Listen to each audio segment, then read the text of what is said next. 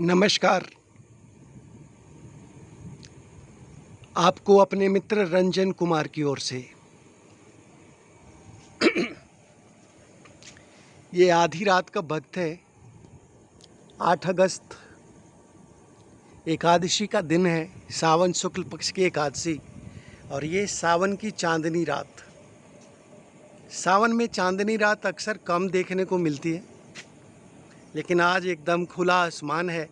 और ये देखिए, एकादशी शुक्ल पक्ष की एकादशी का चांद पूरी तरह से खिला हुआ है। और ये मैं चांद का दूसरा रूप आपको मैं दिखाना चाहता हूँ। ये जो चांद है, ये देखिए आसमान में खिला हुआ है। और मैं जस्ट अभी अपने कैमरा को नीचे ले जाता हूँ। अब आपको दिखा? अब आपको और अच्छे से दिखा? ये देखिए, ये दिख रहा है आपको? ये छत पर पानी गिरा हुआ है और उसमें चांद की छाया पड़ रही है। अगर मैं इसे जूम करूं तो आपको, ठहरिए, आपको और लेके आता हूं। ये रहा, ये देखिए, ये चांद नहीं है, ये छत पर पानी गिरा हुआ है, पड़ोस के छत पर, और उसमें चांद की छाया बन रही है। मैं थोड़ा सा एंगल बदलूंगा तो और अच्छा शायद दिखे आपको। ये देखिए, आसमान का चांद ये रहा, ये देखिए आप। और ये फिर मैं कैमरा का एंगल नीचे बदल के नीचे ला रहा हूँ। देखिए, ये देखिए उस पानी में चांद को। ये मुझे बड़ा ही अद्भुत दृश्य लगा, तो मैंने सोचा इसे कैमरे में रिकॉर्ड करूं। और मैं जूम को हटा देता हूं, तो नॉर्मल कर देता हूं कैमरा को। ये रहा, ये दृश्य है चांद में, चांद की छाया जो पड़ रही है पानी में, उसका। और अब आते हैं वापस, या आसमान के चांद को देखते हैं। मुझे एक गाना याद आ रहा है, चांद के पास जो सितारा है वो सितारा हसीन लगता है। लेकिन बहुत आश्चर्य की बात है कि सावन की इस चांदनी रात में चांद के आसपास मुझे दूर दूर तक कोई भी सितारा दिखाई नहीं पड़ रहा। लेकिन अगर सितारे की बात करूं तो आपको दिखाते हैं। देखिए, ये देखिए आपको, ये देखिए, ये आपको दिख रहा है सितारा। लेकिन ये सितारा चांद के पास नहीं है। मैं अगर इसे जूम करूं, पता नहीं ये पकड़ में आएगा कि नहीं। ये रहा, ये एक आसमान में सितारा मिला मुझे, लेकिन ये चांद के पास नहीं है, ये बहुत दूर है। ये पूरब के आकाश में ये सितारा है, और ये चांद जो है ये दक्षिण के आकाश में है। मैं इसको जूम को हटा लेता हूँ, नॉर्मल कैमरा का कर देता हूँ।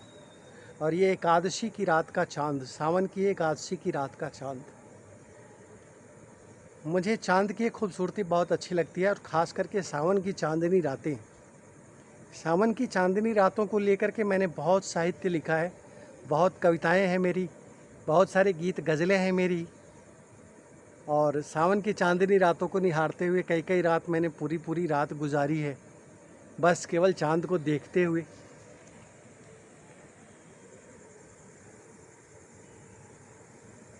और ये बचपन से ही मेरा शौक़ रहा है। सावन की चांदनी रात बहुत ही पसंद है मुझे। और ये सावन में जब चांद निकलता है ना, तो लगता है जैसे धुल गया है पूरी तरह से। बारिश ने इसे पूरी तरह से धो दिया है। आसमान बिल्कुल साफ़ सुथरा, एकदम कोई भी धूल नहीं, कोई गुबार नहीं, कोई गंदगी नहीं। एकदम लगता है जैसे धुले हुए चांद को किसी ने आसमान में टांक दिया है। इसलिए मुझे ऐसा चांद और भी अच्छा लगता है। तो सावन की चांदनी रातों का एक अलग ही लुत्फ़ है, एक अलग ही मज़ा है। और अभी मुझे आधी रात को अवसर मिल गया कि मैं इसे रिकॉर्ड करूं, और मैं इसे रिकॉर्ड कर पा रहा हूं। ये देखिए, रात का मंजर है, चारों तरफ सन्नाटा है। मैं अगर आपको दिखाऊं चारों ओर अपने, ये देखिए चारों ओर, मैं कैमरे को एक बार पूरे एंगल को घुमा ले रहा हूं, आपको दिख जाएगा। हर तरफ अंधेरा है, हर तरफ सन्नाटा है। और ये आ जाते हैं वापस दक्षिण के आसमान में, चांद के पास। आसमान में यदा कदा सितारे इधर उधर एक दो दिखाई पड़ रहे हैं। एक दिन ये भी ख्याल आ रहा था कि लगता है आजकल जितने भी सभी मरते हैं वो सितारे नहीं बनते। कभी बचपन में दादी नानी की कहानियों में ये सुना करते थे कि जो भी मरता है वो मर के सितारा बन जाता है। तो तब से ये दिमाग में एक बात ये बैठ गई थी कि जो भी मरता है वो सितारा बन जाता है। तो आसमान के सभी सितारों को देख करके हमेशा एक कल्पना की अलग दुनिया होती है मेरी। पता नहीं ये सितारा जब धरती पर रहा होगा तो क्या रहा होगा। इसको वैज्ञानिकता से नहीं जोड़िएगा, इसको आप साहित्य और साहित्यिक भाषा के रूप में देखिए। और साहित्य हृदय का विषय है, तो उस तरह से सोचिए। कल्पना का संसार है साहित्य, तो उस तरह से सोचिए। तो मैं अक्सर ये सोचता था, ये जो सितारा है ये कभी धरती पे रहा होगा तो कौन रहा होगा, क्या काम इसने किए होंगे, और आज ये सितारों की दुनिया में पता नहीं क्या कर रहा होगा। लेकिन अब जब आसमान को खाली खाली देखता हूँ तो एक बात दिल में कौंधती है कि जितने भी लोग मरते हैं सबके सब सितारे नहीं बनते। जो बहुत ही अच्छा कर्म करके मरते होंगे सिर्फ वही सितारे बनते हैं। बाकी सितारा क्या है वो खगोल विज्ञान का विषय है। ये साहित्य में जिस तरह से चांद सितारों को आप देखते हैं साहित्य का विषय है, इसलिए साहित्य के नज़रिए से देखिए। तो ये बड़ा ही आनंददायक दृश्य है और मैं इसे कैप्चर कर रहा हूँ। और अगर मुझे अवसर मिले तो मैं तो रात भर बोल सकता हूँ चांद के ऊपर, चांदनी रात के ऊपर, अभी जो ये सुंदरता है इसके ऊपर। चारों तरफ सन्नाटा है और ये सन्नाटा बहुत ही अच्छा लगता है।